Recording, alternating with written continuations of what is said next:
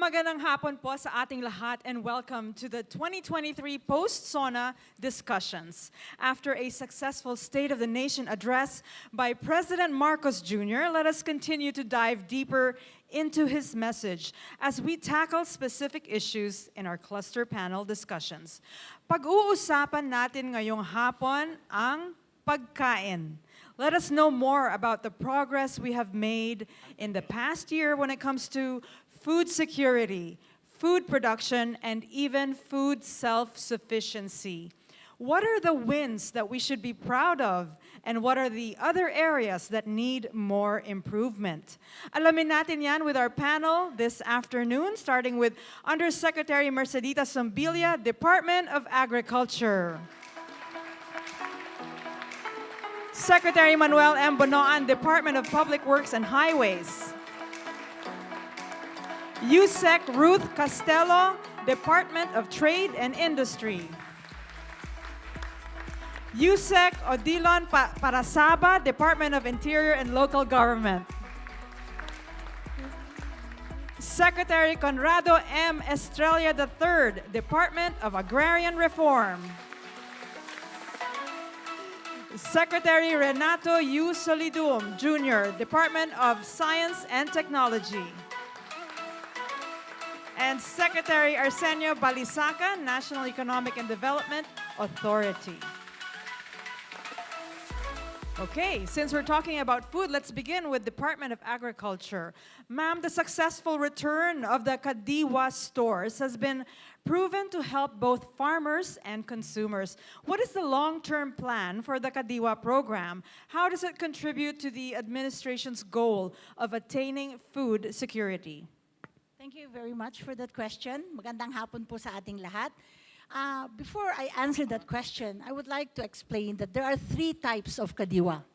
The regular Kadiwa, which are the retail stores na nakikita natin araw-araw. Siguro meron isa sa DA, meron din sa iba't ibang lugar ng sa NCR and even other places in all over the country.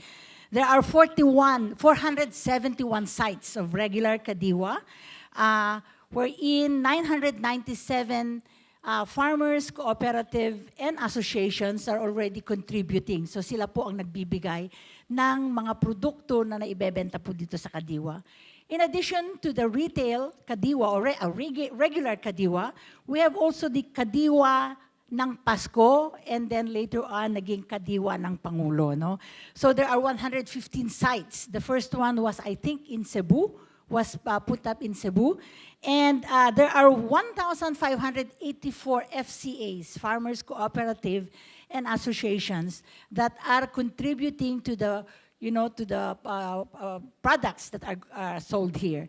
And the third one is the Seafood Kadiwa, wherein about 500 fisher folk, Farmers Cooperative and Associations are contributing to the maintenance and the continued operation of this Kadiwa. No?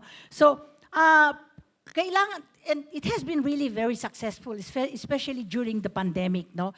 Dun sa nung pandemic, especially yung sinasabi nating pushcart Kadiwa or roll-on Kadiwa that went into the subdivisions, primarily for those na hindi talaga makakalabas sa bahay, talagang napaka-importante ito noon. And I think the importance of Kadiwa remains, no? Kasi it's a direct, market for the produce of our producers, of our farmers, our fisher folk. It cuts logistics cost. It assures them of a ready market for their produce. So, basta nagkaroon ng peak harvest, punta lahat sa Kadiwa. And then, it also tries to stabilize the prices. Kasi, because of this logistics cost cut and there's no more middleman that, this produce go from one place to another, talagang napakababa yung presyo. And it really benefited a lot of consumers. Actually, yung regular Kadiwa, 1.83 million of consumers have been benefiting from this regular Kadiwa. So that's the main reason kung bakit natin kailangan na palawigin. And as the President has already mentioned, he really wants or wishes to have a Kadiwa in every locality, in every municipality, no? And this will assure ready market to ready market for producers, assure availability of sufficient supply sa ating mga consumers at lower prices, so talagang very affordable. And it really, absorbs also excess produce that, kasi hindi natin naiiwasan na tayo ay nagkakaroon ng bumper harvest. So with all these Kadiwa centers around, there is always a place for our producers, to have their markets, their produce marketed. So, but this has to be put in a strategic places. And I think it's high time that we really need to make some assessment and how the Kadiwa has really been performing and how it really has benefited both the farmers and the consumers. And I think we'll need to have a study with regards to that so that we can identify more specific interventions where we can place this Kadiwa where they are most needed, and that will make them a little bit more, much more valuable than what they are probably giving now. Thank you, Yusek Sombilla. We'll get back to you later. Let's move on to DPWH Secretary Bonoan. Many of our country's farmers and fishermen still face challenges in transporting their produce. Thus, what are the DPWH's efforts towards establishing an efficient food logistics chain that will help farmers and fishermen sell their produce? Thank you, Daphne, for that question. Well, the Department of Public Works and Highways, as the infrastructure arm of government, is actually supporting itong food security program of the President, actually. When before, actually, DPWH was just implementing yung farm-to-market roads. But I think the President says that it's not only farm-to-market roads. We have to develop, actually, other facilities that would support yung mga production areas ng agriculture. From July of last year to May of this year, the department was able to build 216 kilometers of farm-to-market roads at saka 8 kilometers of farm-to-mill roads. Pasimula lang po lang yun. Kasi nagsisimulang pala naman kami yung mga taon na yan. But now, alam po ninyo, in 2023, the Department of Agriculture has downloaded to us a total of, I think, about more than 14 billion pesos worth of farm-to-market roads, about 1,000 kilometers yata yung gagawin namin. And this will significantly support actually yung food production, food security program of the government. Recently, meron din kaming, we have entered into a memorandum of agreement with the National Irrigation Administration, yung tinatawag ko naming kalsada tungo sa patubigan o katubigan program. It's a convergence program that aims to implement small water impounding projects, small river impounding projects, and service road infrastructure projects. Now, we are again just starting in 2023 with a small amount, less than ₱500 million pesos for now, para dun sa mga service roads inside the production areas of the National Irrigation Administration. And then we are going to start developing yung mga small water impounding projects, 2024 will be a more robust allocation for NEDA, for National Irrigation Administration, kasi ito yung in-emphasize ni Presidente, yung small water impounding projects at saka small river impounding projects. And plus, actually, if we can tap actually yung sa mga flood control programs namin for possible source of water sa National Irrigation Administration. Of course, hindi lang naman yan dun sa sa Department of Agriculture or NEDA. meron din kaming convergence program with the Department of Trade and Industry for the construction of road access to small and medium enterprises all over the country. And this is a big program that we are undertaking. Medyo malaki yung budget din namin dito, and we are coordinating closely with DTI in the identification and prioritization of their projects all over the country. Thank you. Thank you, Secretary Bonoan. The Department of Trade and Industry. The DTI has been a key partner of the Department of Agriculture in putting up the Kadiwa stores around the country, having served more than 1.8 million families in total. Kasama ring natutulungan ay ang mga MSMEs. Would you please tell us more about the DTI's commitment, not only in protecting consumers, but in helping our micro, small, medium enterprises? Oh, yes. Thank you for the question. Just for context, we'd like to say that the DTI, since 2007, has been having this program of Descuento Caravan. If you are familiar with the Descuento Caravan, this is a project of the DTI where we bring in all manufacturers of local basic necessities and prime commodities for the consumers to be able to purchase at manufacturer's cost.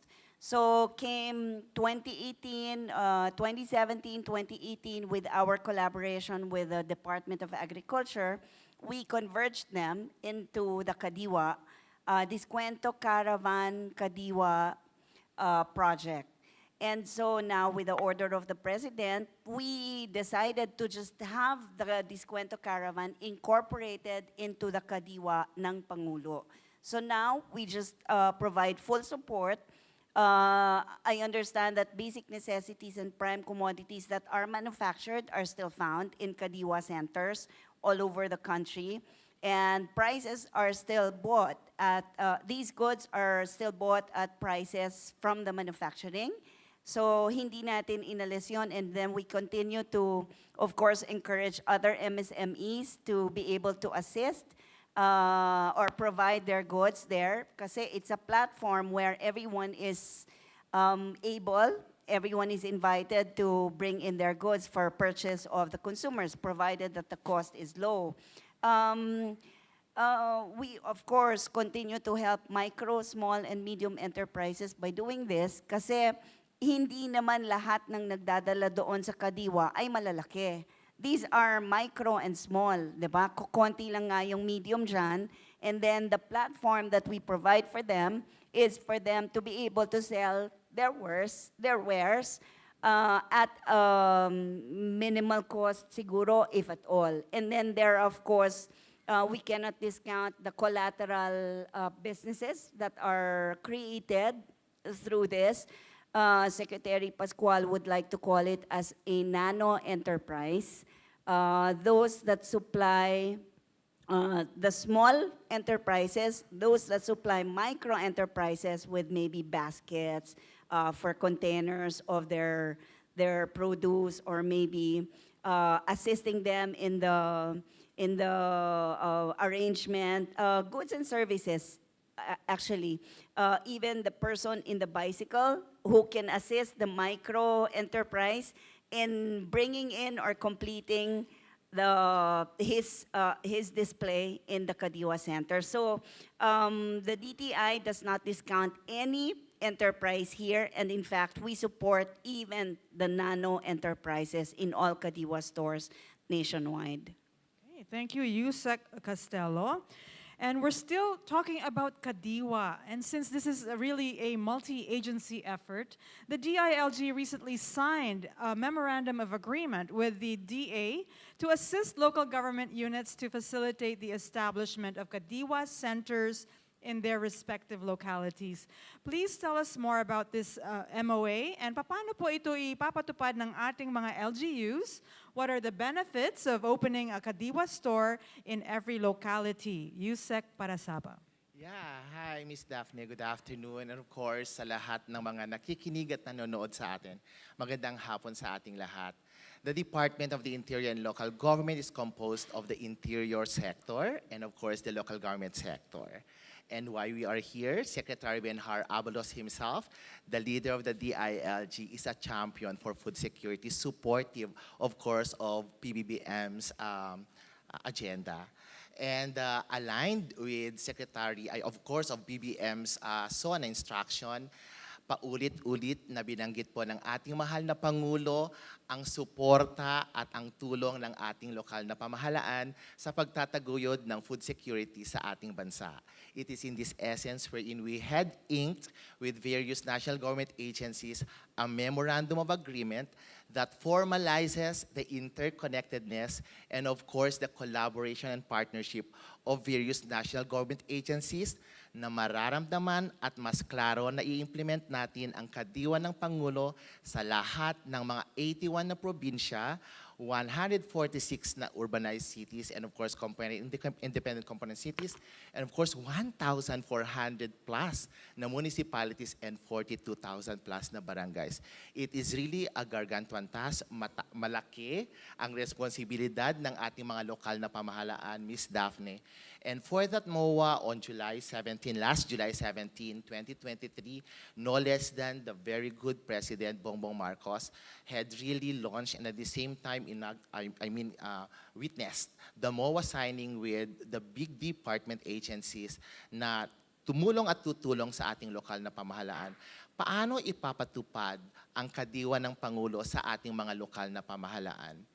Proactive as he is, Secretary Benhar Abalos issued a memorandum circular outlining and at the same time defining the operational mechanism of the Kadiwa ng Pangulo, of course, sa ating mga lokal na pamahalaan. Mas klaro dahil nandiyan ang Department of Agriculture to really help for the food supply, Department of Trade and Industry for non-agriculture products, Department of Labor and Employment as well for their TUPAD projects, and of course the SWD as well as PCO and PMS and the DILG to institutionalize and at the same time to establish one Kadiwa ng Pangulo Center sa lahat ng ating probinsya, syudad at munisipalidad. Strategic dapat. Strategic wherein our local community residents must have a good access for an adequate and available food supply na mura at dekalidad. At ano naman ang benepisyo ng Kadiwa ng Pangulo? As mentioned by the Department of Agriculture, mas mura, mas presko, mas may kalidad, at mas nutritious. Kasi syempre, direct from the source and at the same time, ma-access ito ng iba't ibang sectors ng ating mga lokal na pamahalaan. Ms. Daphne. Thank you, Yusek Parasaba. Kitang-kita naman natin na this multi-agency effort is really working at parang gusto ko na bumili ng mga fresh produce. Okay, let's move on to the Department of Agrarian Reform, Secretary Estrella.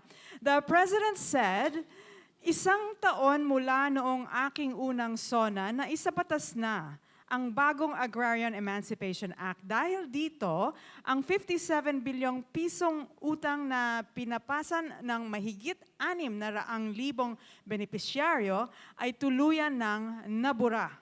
The Agrarian Emancipation Act is now a law, truly is a gift to our farmers. Please tell us more about this and the status of its implementation and how was this received by our farmers? Thank you, Daphne. Unang-una, ang pamimigay ng lupa na may kasama pang utang noon ay inumpisahan ng ama ng ating mahal na Pangulo, si President Ferdinand Marcos Sr. at a certain Secretary Conrado Estrella Sr. Sila ay namigay ng lupa noon at ito ay confined lamang sa rice and corn. At nung araw, meron kasamang utang yan. Merong amortization na babayadan yan sa Land Bank of the Philippines. Sapagkat nung araw ay wala naman mga weather disturbances gaano. Wala naman tayong pandemic. Wala naman tayong mga masyadong problema nung araw. Kaya't ang mga magsasaka noon ay nakakabayad. Sila ay kumikita kahit papano. Fast forward, sinibak-sibak natin ang lahat ng lupa, including crops that require vast tracts of lands for them to engage in economies of scale. Kaya nakita naman doon na bumaba ang ating production. Statistics will not lie, bumaba ang ating production. Pagkatapos, meron na naman mga sumunod na developments na nag-issue naman tayo dahil siguro gusto natin magmadali. Gusto natin pagibayuhin ang pagdidistribute ng Certificate of Land Ownership Awards. Kanya nag-issue tayo ng tinatawag na collective CLOA. What is a collective CLOA? Collective CLOA means a title that is distributed, and this title, for example, covers about 200 hectares. At meron din nakalagay doon na 200 din ang may-ari. Fine. I don't see anything wrong with that. Except that nalimutan natin na i-parcelize. So, can you just imagine how confusing it would be if there will be 200 owners for a 200 hectare lot, and without telling ikaw, Juan, dito ka sa malapit sa paanan ng bundok, ikaw, Pedro, doon ka malapit sa daan, ikaw, Daphne, doon ka sa malapit sa irigasyon. So it's very confusing. No? Plus, nagkaroon ngayon ng pandemic at grabe yung climate change ngayon, yung weather disturbances. And then, nagkaroon pa ng problema because the payments of amortization fees were not exactly updated. So if you compare the data of Land Bank and you compare the data to the data of Department of Agrarian Reform, meron nakikita kang diferensya. You cannot reconcile it. Pagkatapos, meron pang mga developments na talagang global developments, uncontrollable global developments, no? Kaya nahirapan na yung mga magsasaka natin ngayon.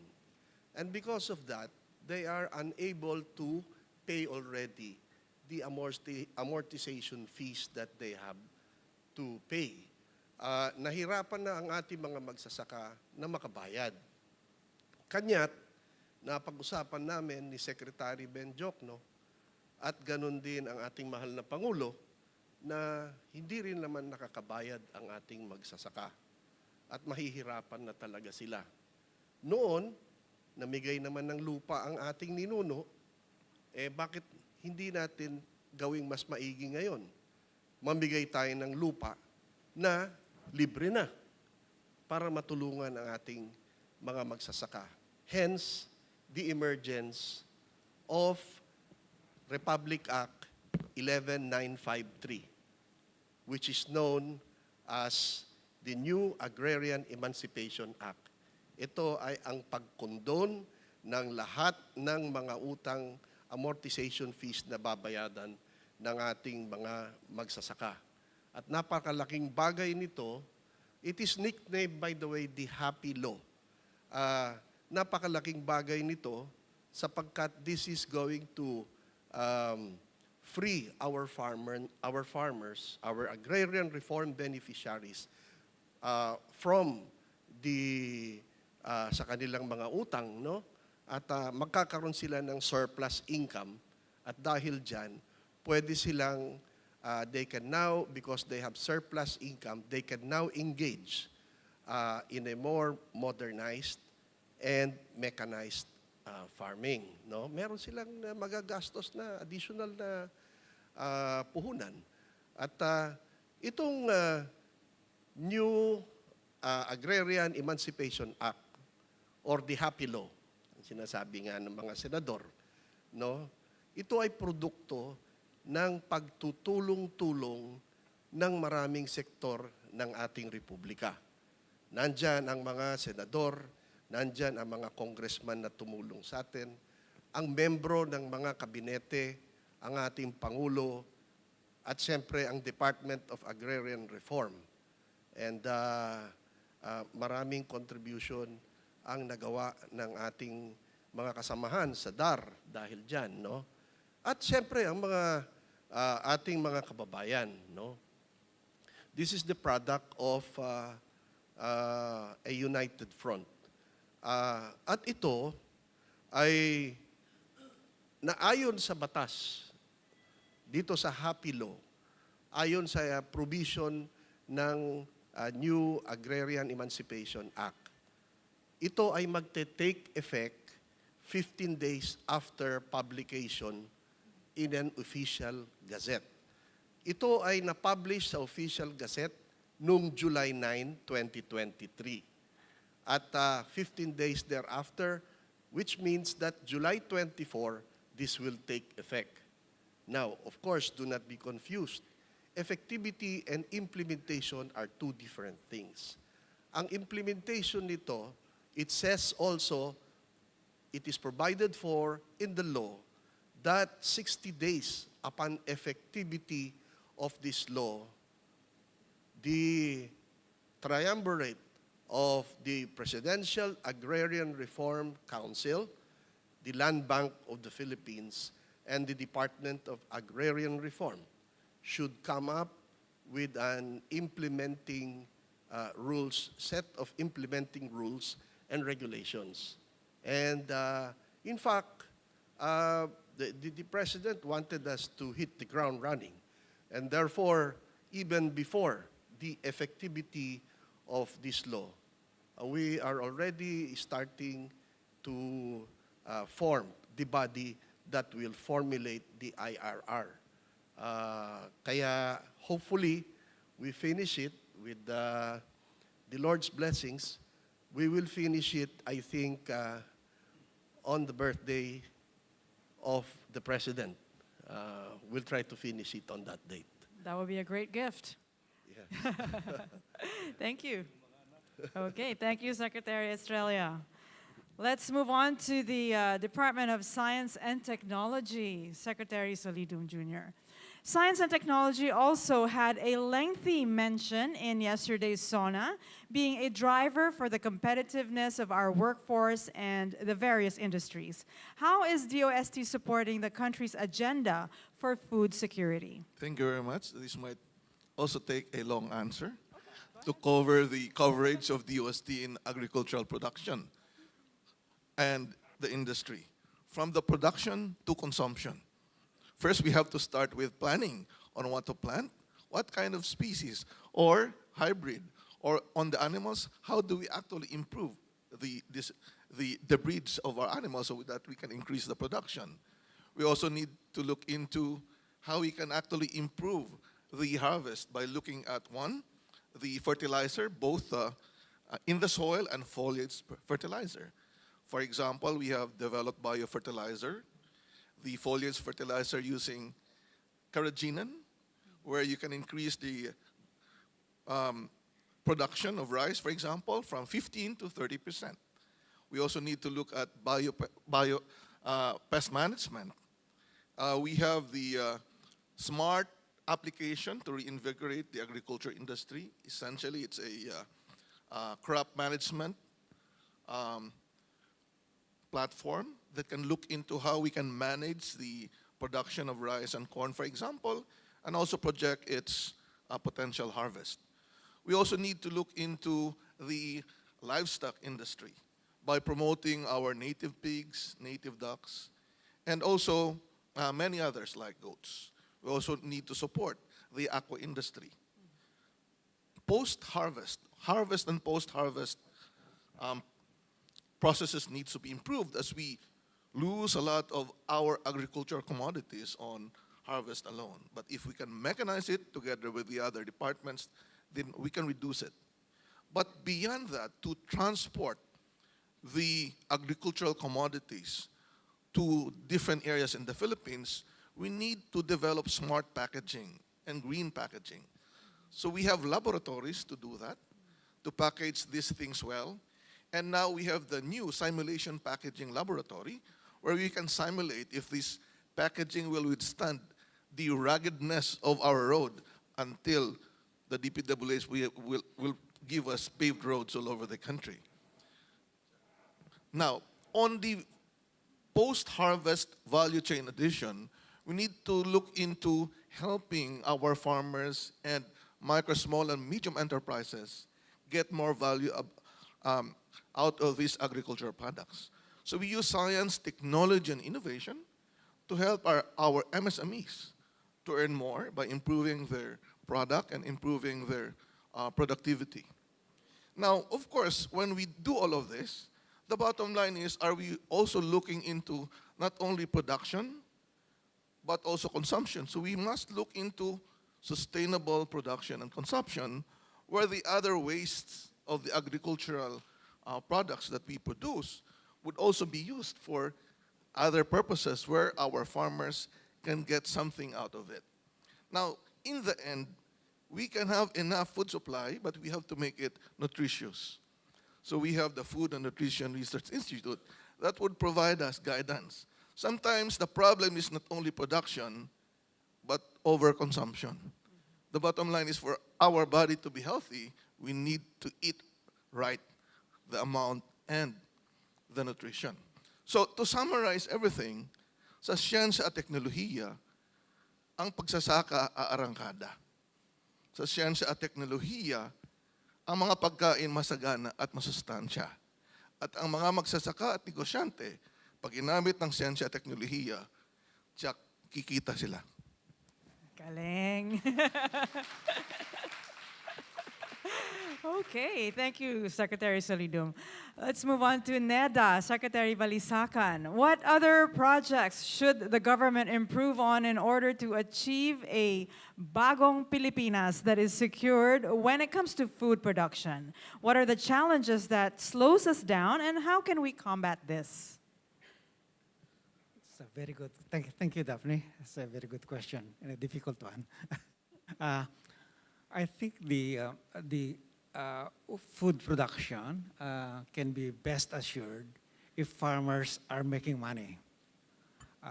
So the first question to ask is are farmers making enough to protect themselves in terms of what they need for themselves, for their families? Are they getting enough, say, profit? The usual metrics is output per hectare. Yun ang tinitingnan palagi ng mga ahensya natin. Pero ang mas importante rito, titingnan yung profit per hectare, or profit per labor, or profit per family that the farmers make. Kasi kung ganon ang metric, siguradong ma-incentivize yung farmers to produce more. At ayan yung ang sentro doon sa Philippine Development Plan 2023 to 2028. It focuses on achieving food security by addressing the issue of profitability at the farm level. And you look at prices of outputs, you look at prices of inputs, and you look at the productivity of the farm. And so, importante lahat yung mga sinabi ng mga kapanelists ko rito in terms of affecting the productivity, affecting prices. Like for example, sa land tenure, it has been proven and shown in the literature that when you own the land, you get a higher productivity from your use of your land, partly because you can use also that land as an instrument for accessing credit. And so the financial market will improve with improved security of farm tenure. Yung post-harvest facilities, post-harvest and logistics na sinasabi ng DOST palagi is yun.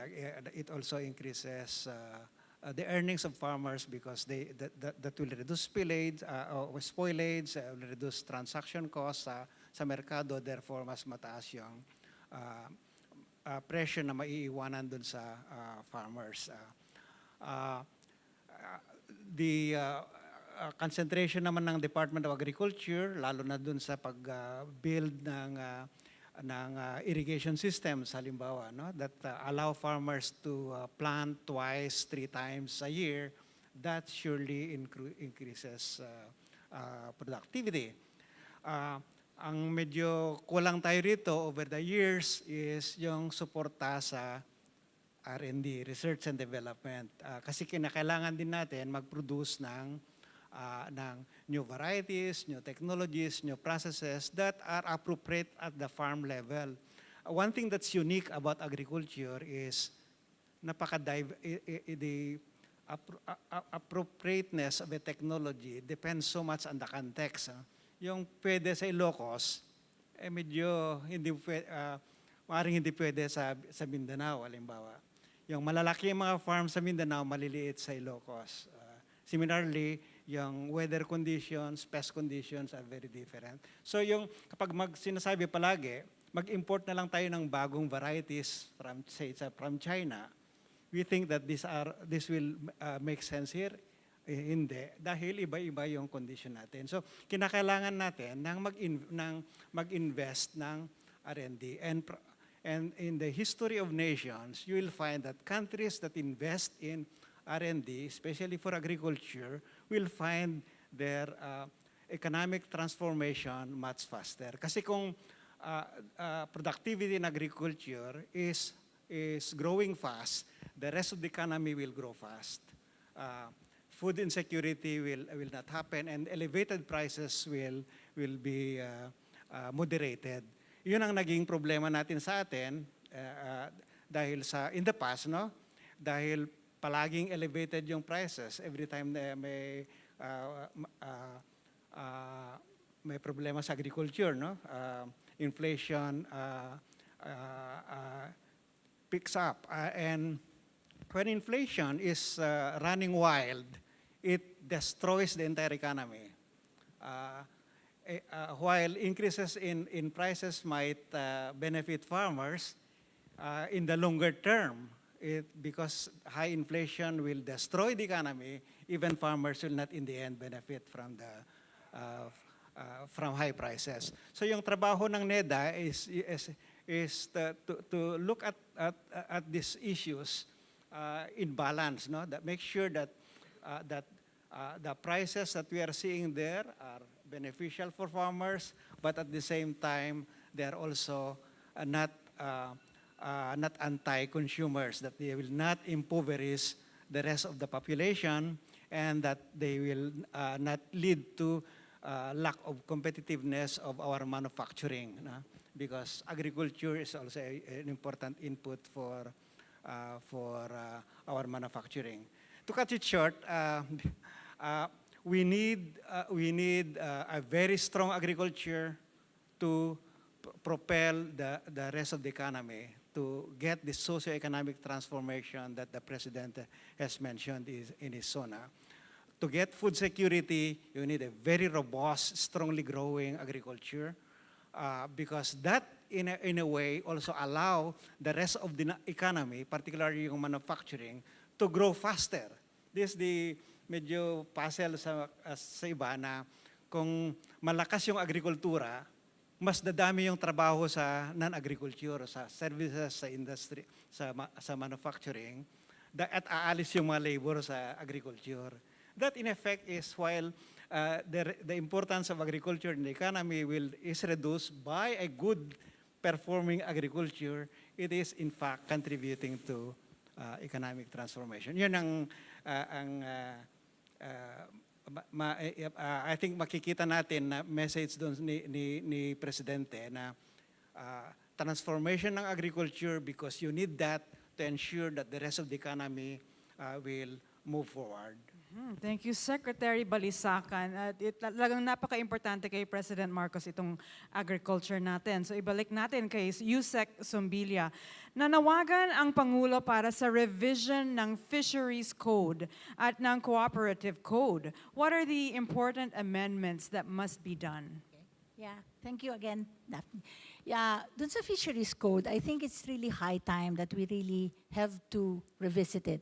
Kasi it's already 5 years or more, and I think some of the provisions there are no longer applicable to the current conditions, the changing environment. No, there are several provisions there. I don't know if these are all going to be the ones that are going to be. Kasi pinapag-aralan pa lang namin ngayon yung fisheries code and the provisions that are going to be, that needs to be amended. No, one is to include a chapter that will provide the fishery management to be more ecosystem-based. Ito'y kailangan natin because of the changing environment, yung climate change and all of these things, sustainability of all the resources, we really need to take care of those already. So we need to, emphasize the need for ecosystem-based management in terms of also of the fishery. No? Second would be a redefinition of the municipal fishing, no, within the municipal waters. Ngayon yata, even the 3-ton and above municipal fishing vessels are allowed. I think we need to, to control, limit them or totally, eliminate them. Kasi I think, they will be destroying the municipal waters in that regard. Wala sa fishery code yung pre-border controls, which are very, very necessary to ensure food safety of the imported fish that gets into our country. No, so there's a need to establish offices that would really do this particular function, so that we are ensured that imported fish are really, safe, to get into our country. The users of municipal waters, I think we need to put already or identify or put in place criteria on how the municipal water, the users of kung bagay yung kanilang the parameters that will and will not allow, municipal fishers to go into the water, continue fishing in municipal waters. Some of the criteria that we have been, the Bureau of Fishery and Aquatic Resources are thinking are, ano yung status ng stocks dun sa municipal waters? We need to, be ensured that, talagang we have so much stocks, fish stocks, for them to be able also na ma-maximize yung kanilang fishing activities. Yung catchment, limit, hanggang saan sila? Kasi kung minsan, kahit na maliliit na isda, sige lang. No? So dapat meron tayong catch limit. And the other one is the fishing days. So nakikita ninyo siguro, meron tayong mga close seasons na fishing dahil nga sa, kung minsan talagang na-overfished ang ating mga waters. And, kahit na maliliit, nakukuha, and which is not really, very good. The other provisions would be on the licensing, of course, of commercial fishing vessels. I think there needs to be provided yung allowable time for commercial fishing vessels to, secure their or renew their licenses. Yung certificate of necessity to import, I think we really need to review that and review it very carefully. Kasi sometimes it's so limiting na kahit na kailangan na natin yung isda, hindi tayo makaka-import unless, there is really, a very good procedure by which we could really certify that there's a necessity to import. And I think the very, very information that we need here would be real-time supply and demand of the fishery, which I think our data information are still not, that real-time, on a real-time basis. And of course, the last one would be on the National Fishing and Aquatic Resources Management Council, which I think, the current membership is not really, equitable. Parang kulang sa aquaculture, kulang sa processing sectors, and I think we really need to balance this, for this, for a more holistic, decisions and, how to develop the fishing sector. Doon naman sa kooperatiba, the cooperative code, the President has always wanted the Department of Agriculture to course through yung interventions niya sa cooperatives, no? I think that should be the way to go, to take advantage of economies of scale, to take advantage of logistics costs and all these things, reduce transport costs and everything. Kaya lang, many of our cooperatives are not really, that prepared, to be able to execute or implement the interventions that the Department of Agriculture needs. So, what is being decided on or being proposed is to include an agricultural cooperative board within the CDA that will really take care of what the agriculture sector needs. And I think there are other provisions there that, that needs to be also emphasized to really strengthen the CDA. Maraming mga kooperatiba na na-establish, but then hindi talaga sila nasusustain. I think they really need to be strengthened in terms of how they should run really the cooperatives. Kasi minsan, there are just really a few cooperatives that are really very successful. So I think yun ang kailangan, kaya yun ang panawagan ni Presidente na talagang dapat palakasin natin ang ating kooperatiba, because I think that is also that's the way by which we could really help the agriculture sector really ramp up. Okay, thank you, Yusek Sombilla, for sharing all the plans for the amendments to the Fisheries and Cooperatives Code. Let's move on to the DTI again. Yusek Castelo. The President has always emphasized the strengthening of the agricultural value chain. What are the programs of the DTI that help in this mission? Okay, thank you, of course, Daphne, for that question. I just remembered looking back when the President in December 2022 called on the DTI to assist the Department of Agriculture in monitoring prices of onions at that time. We already, by the instruction of Secretary Pascual, activated several bureaus to act and provide assistance to the Department of Agriculture. So then it gave way to the market linkage that we're doing up to now. We are currently doing linking farmers and farmers cooperatives directly to the large business establishments, large agro-business entrepreneurs like SM, Pure Gold, Robinsons, so that they can get their supply directly from the farmers, minimizing the cost to the consumers. It's also going to be easier for the farmers to transport because the large entrepreneurs will be the one to cover costs or do the job for them.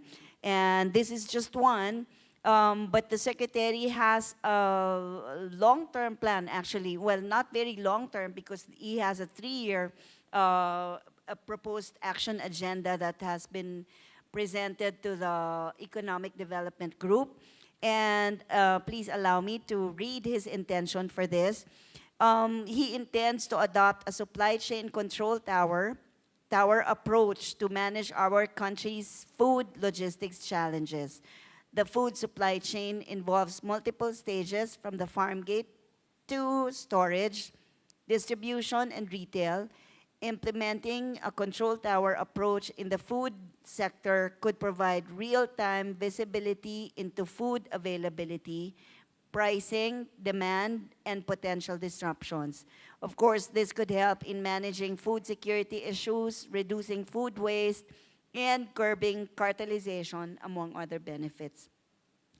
Of course, Secretary Pascual also considers that it would require significant investment in technology and infrastructure, data integration from multiple sources, coordination among numerous stakeholders, and regulatory compliance. So we have the 6-point action agenda. I will not delve into detail, but I'll just mention the action agenda one by one. We would like to revolutionize the Philippines' food distribution system from farm to fork. This would mean upgrading existing food terminals, and then we can explore additional food hubs, and of course, pilot the concept of agro-industrial business corridors in any of the areas in Baguio, Bataan, Clark, Cavite, etc. And then second is we can reduce transport and logistics costs. We would like to think that this might create a little bit of controversy. We want a moratorium on pass-through fees, a moratorium on the imposition of additional port fees and other charges, zero tolerance on gray costs, and legislation to regulate high international shipping charges. Controversial, but once it's done, it's going to provide us the results that we want. Number 3 is increasing investments in logistics infrastructure, such as transportation and storage. Of course, budgetary support would be necessary for logistics infrastructure. The Department of Public Works and Highways and the DTI are already working on it. We want a cold chain integrative distribution system. That is the full implementation of the system that is provided by the Philippine Cold Chain Industry Roadmap. And then on the 4th, we want to address other supply chain gaps, such as logistics and distribution, post-harvest management, market linkages, market information, and market access to finance. And the 5th is to heighten enforcement measures against hoarding, smuggling, overstaying of food imports, and monitoring of warehouses or cold storage facilities. We have already started discussing monitoring of cold storage facilities with the Department of Agriculture. And of course, we also want to revitalize the subtask group on economic intelligence, which we have done in the past, and which has actually generated a lot of results. If this is institutionalized, maybe through an executive order or through whatever order of the president, this task group could produce a lot of results and probably help even a bit in preventing smuggling.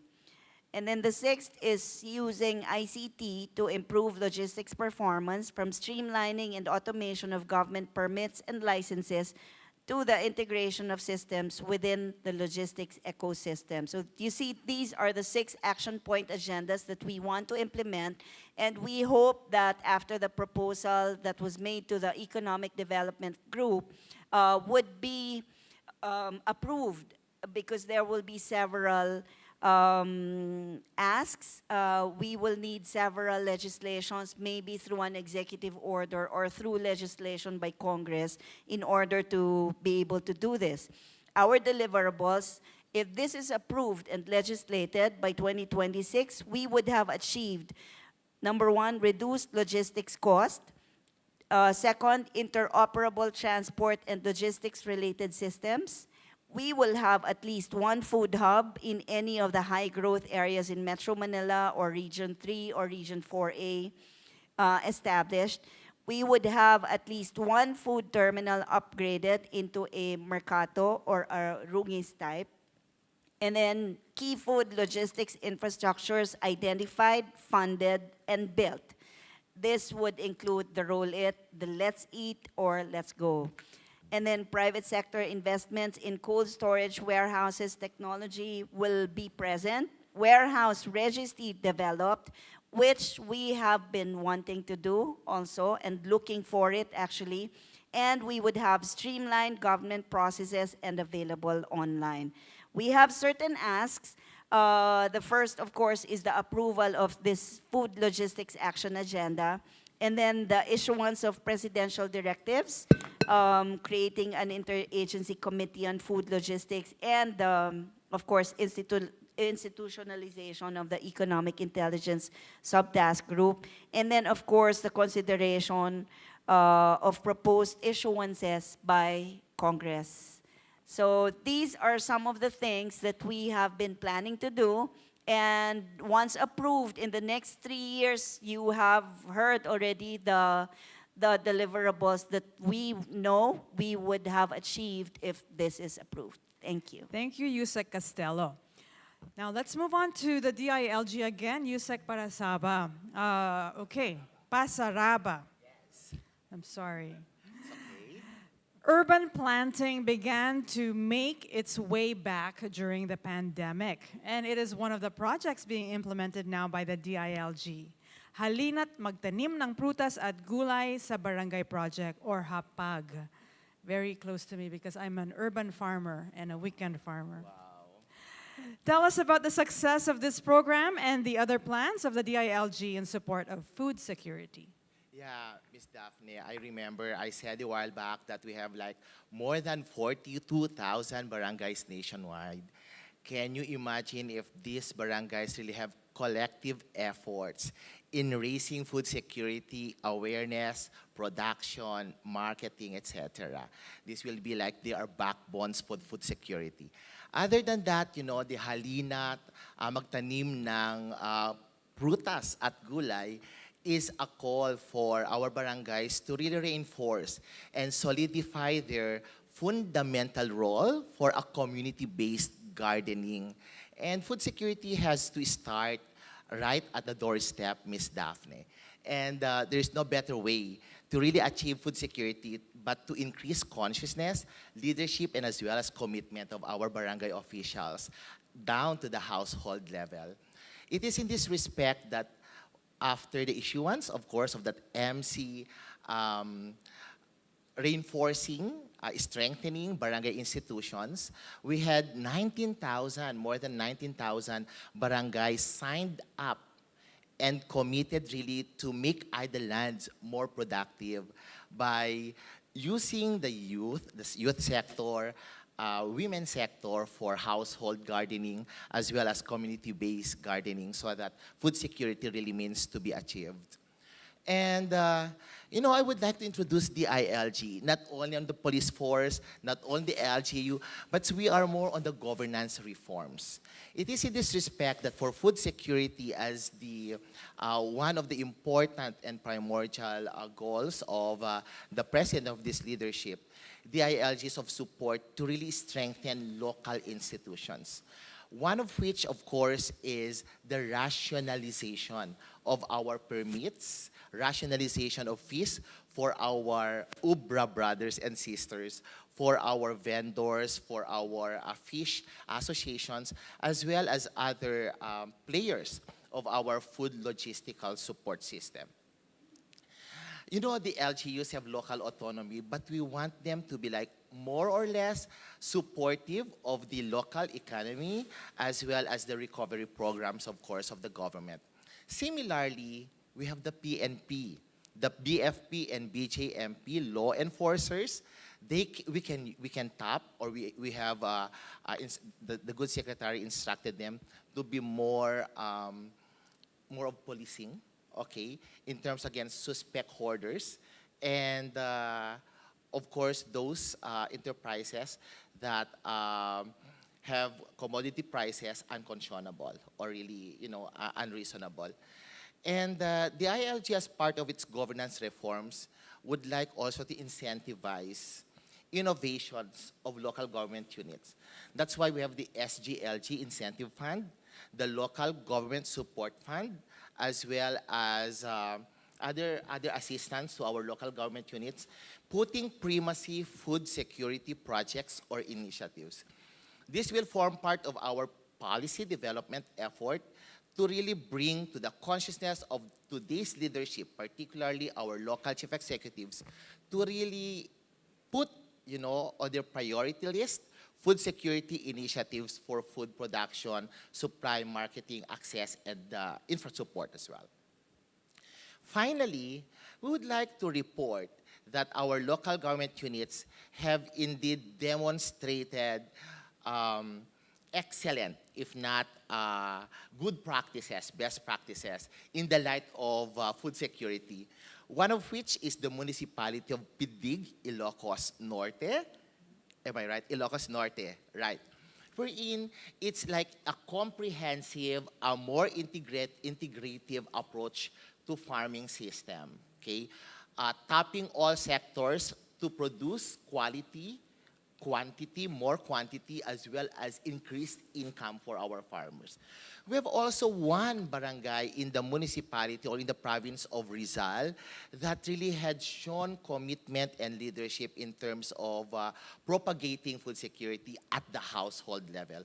QC Grow is also a good example of urban planting or gardening. And of course, Bro Project of Isabela is one that's really very sustainable. That's all about it. Wow, thank you so much, Yusek Pasaraba, especially for the case studies that you had mentioned. Very nice stories. Thank you. Department of Agrarian Reform, Secretary, the President aims to boost local agricultural production. How is the DAR helping realize this goal? Oh yes, the very early steps that we have taken is that we have provided so much farm-to-market roads, and especially bridges, so that our agrarian reform beneficiaries can have access to their farms. And we too have aggressively and have accelerated distribution of titles to our farmers. So that means that there are additional lands now that are being used by our farmers, and this translates to more food being produced by our farmers. And in the future, what we are doing now is that we are laying down the groundwork so that we can further boost food security here in our country. And we are about to embark on what we call the black and white revolution. Yung black and white revolution, yan ay ang kalabaw, kulay itim, at ang kanyang gatas na kulay puti. Kaya black and white revolution. Because when we hired data scientists, how we could increase the income of the farmers and how we can contribute in food production. Ang nakalagay doon ay kailangan bigyan natin ng livestock ang ating mga agrarian reform beneficiaries. So yan ang gagawin namin, and we will also encourage our agrarian reform beneficiaries na magkaroon sila ng mga tinatawag na plant once and eat forever. To engage in plant once and eat forever.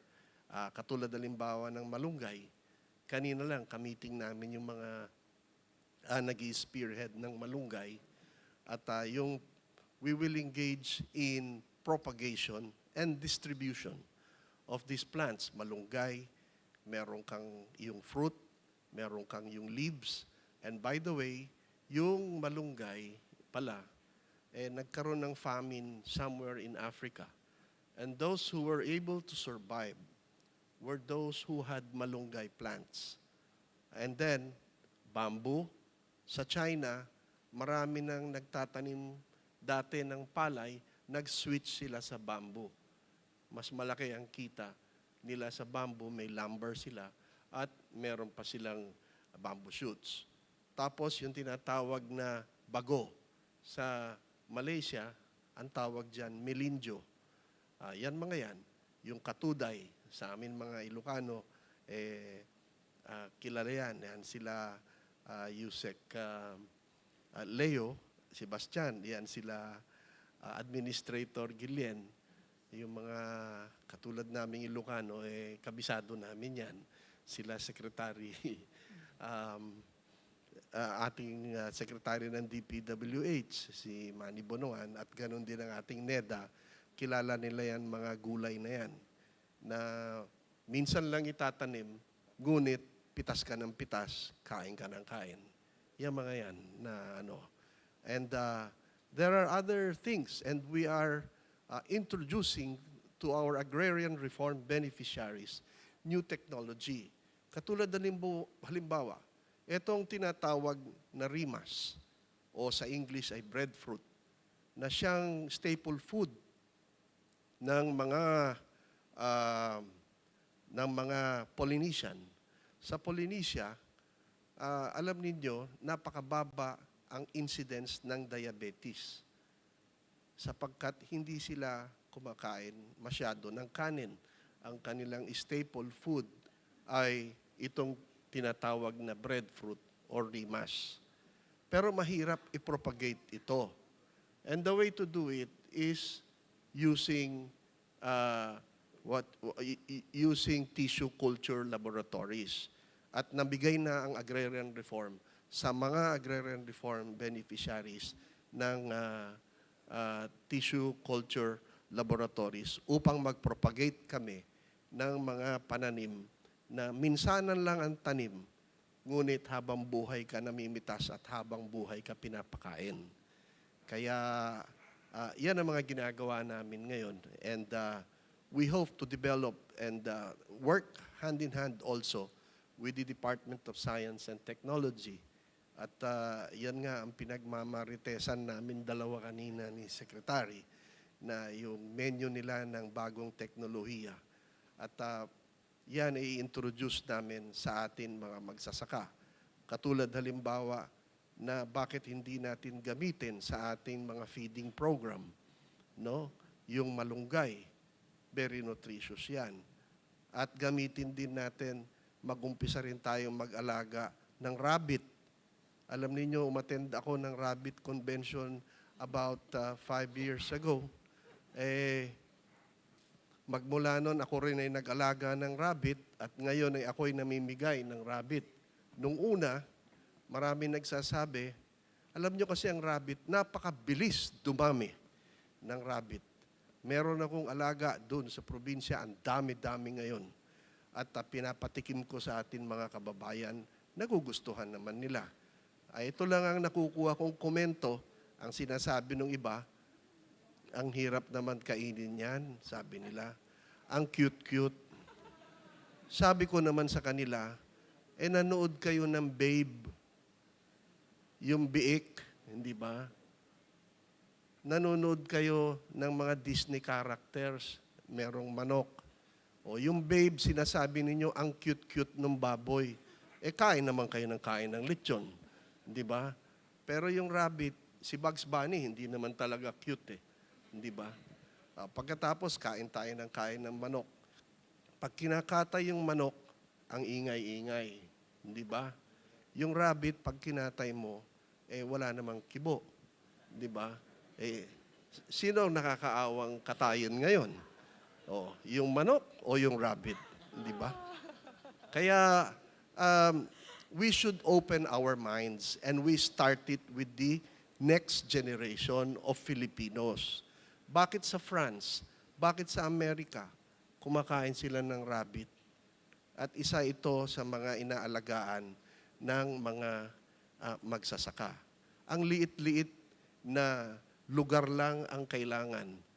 Samantalang kung meron kang, hindi ko sinasabing huwag tayong mag-alaga ng manok o kahit ano-paano. Ngunit, kasi kapag nag-alaga tayo ng rabbit, ang liit na lugar ang kailangan at maliit lang ang kapital. At walang sakit.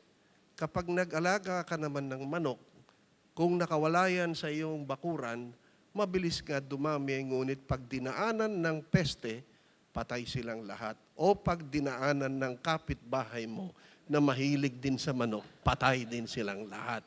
So, yan mga bagay na yan na ini-introduce natin sa atin mga agrarian reform beneficiaries. Unti-unti, nakikinig naman sila. Unti-unti natin na binubuksan ang kanilang mata sa mga pwedeng kainin na dati-dati ay hindi naman natin binibigyan ng pansin. So, yan. Ito ang mga ginagawa natin ng agrarian reform ngayon. Thank you, Secretary Estrella. I don't know if I'll look at a rabbit the same way again. I'll always remember you now. Okay, let's move on. I will let you taste it. Oh, okay. I will cook it myself. And I have will an let open you mind. taste it. Okay, Yeah. we shall try that one day. Let's move on to DOST again. This is our final question, I believe.